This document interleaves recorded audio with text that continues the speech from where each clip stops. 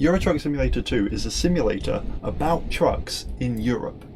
It was both developed and published by SES Software and initially came out in 2012, and it's mundane as hell. It's possibly the most mundane game I own, and that is what makes it so good. You have a truck, you haul things from A to B, it doesn't ask any more of you, and it has it down to a T. Ruck. Is it the prettiest game you've ever seen in your life? Not even slightly. And to be honest, it could do with a little better anti-aliasing, because I have it turned up to the max, and it looks like the power lines are desperately trying to flicker in and out of this realm all the time.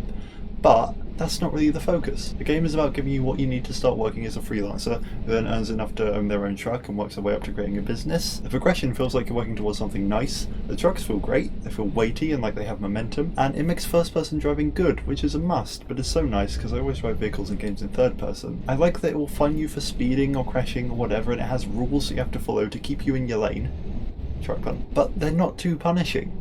They're just enough to make you go damn but not really hamper your progress. And I like you have the option to disable things like fatigue and whatnot to tailor it to how you want to play, because I am a sucker for options and this game has plenty. I like that at the end when you need to park your truck you have the option to just drop it off there or park it in more demanding spaces for more XP. And I love that you can boot up the game, take out a loan, buy a truck and immediately go and do something stupid, like set out on a road trip to Bulgaria without even really knowing where Bulgaria is. It just lets you do that.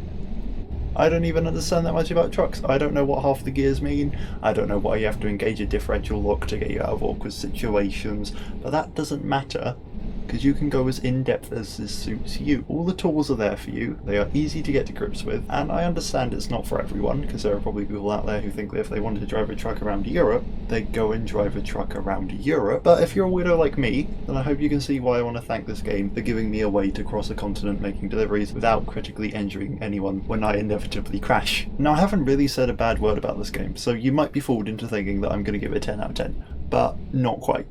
The base Europe the game gives you consists of something like 12 countries, and it can cost around 75 quid to net 12 more, plus some sprucing up of the base ones, which is pricey stuff, especially considering that lifelike resemblance isn't exactly something this game strives for. Its cities are distinct, but not particularly dense or filled with any famous landmarks that you might expect. Plus, for a game that's all about the journeys, I would love to see the roads in between be a little bit more recognisable. They're fun to navigate, and certainly in the UK they've got all the right signs, but the scenery does rely on procedural generation a tad too much. Ultimately, it'd be up to you whether the feel of being a trucker and turning on the radio and listening to actual real radio stations, which is a great feature that I think more games should have, and being able to feel both constantly engaged and also relaxed and in the zone, if that's enough for you to overlook some of its bigger omissions. But for me, it's enough to earn it an 8 out of 10. Truck, and you have the option to just drop it off there. No, you'd be fooled for thinking, no you wouldn't. What does that mean? Now I haven't really said a bad word. I was putting the emphasis of word on bad. And to be honest, it could do with a little bit boo.